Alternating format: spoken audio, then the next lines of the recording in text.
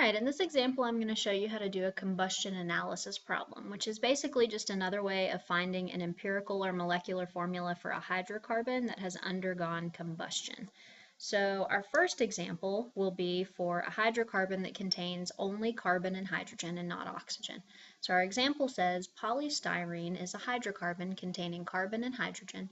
When 2.147 grams of a sample was burned in oxygen gas, 7.26 grams of carbon dioxide and 1.48 grams of water were produced. What is the empirical formula for polystyrene? So basically what we're doing is we're taking some generic hydrocarbon, we'll call it CXHY, we're burning it in oxygen, and it's producing carbon dioxide and water. Now, the good part about these problems is that the carbon in carbon dioxide all comes from the carbon in the hydrocarbon, and the hydrogen in the water comes from the hydrogen in the hydrocarbon. So to find the empirical formula of the hydrocarbon, all we need to find is moles of carbon and moles of hydrogen, and then get our whole number mole ratio, just like we do any other empirical formula problem. So we're going to start with the mass of carbon dioxide that was produced. 7.26 grams of carbon dioxide.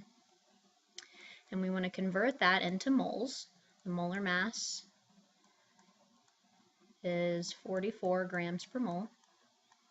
And then from the carbon dioxide, we can get moles of carbon. For every 1 mole of CO2, there is 1 mole of carbon.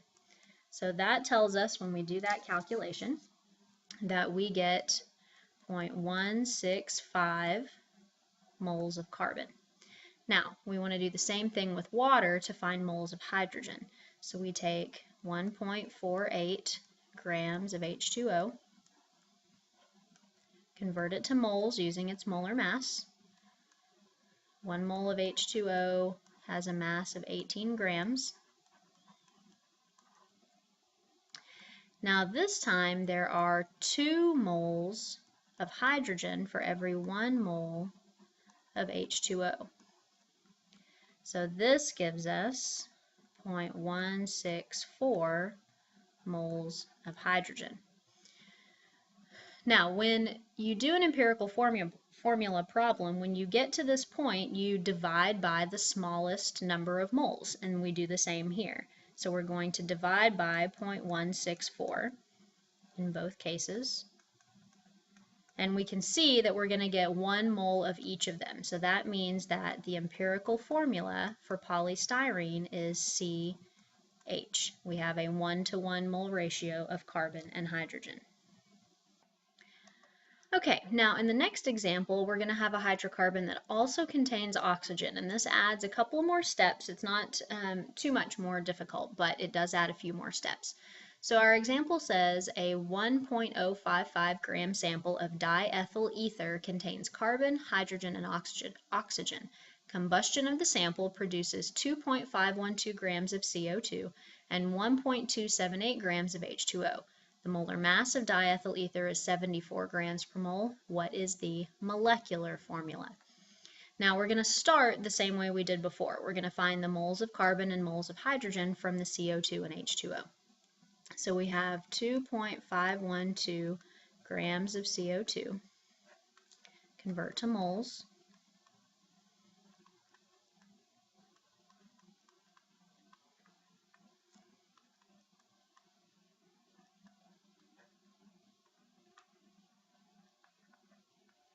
And this is going to give us 0.05708 moles of carbon. And then we want to do the same thing with the water. 1.278 grams of H2O. Convert to moles.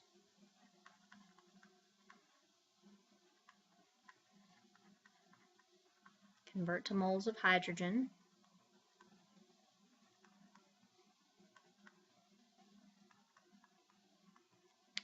And this gives us 0.1420 moles of hydrogen. All right, now when we get to this point, we still need to find the moles of oxygen in order to find our empirical formula.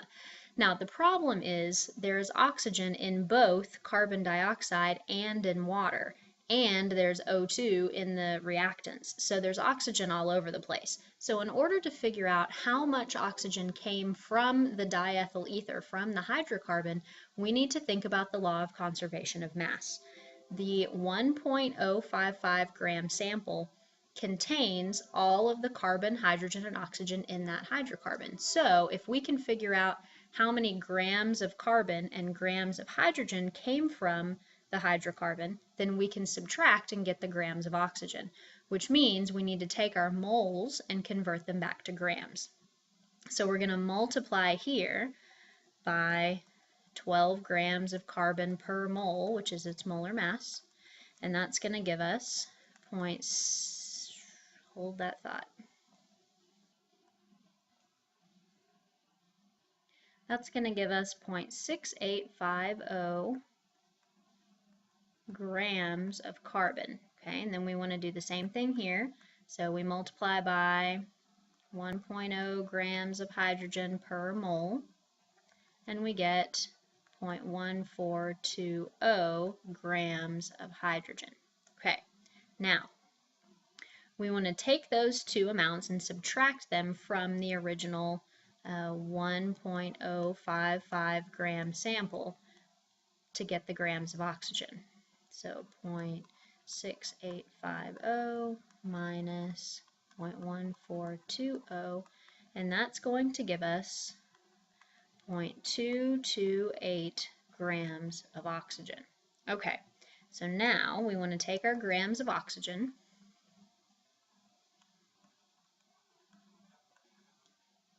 and convert it to moles.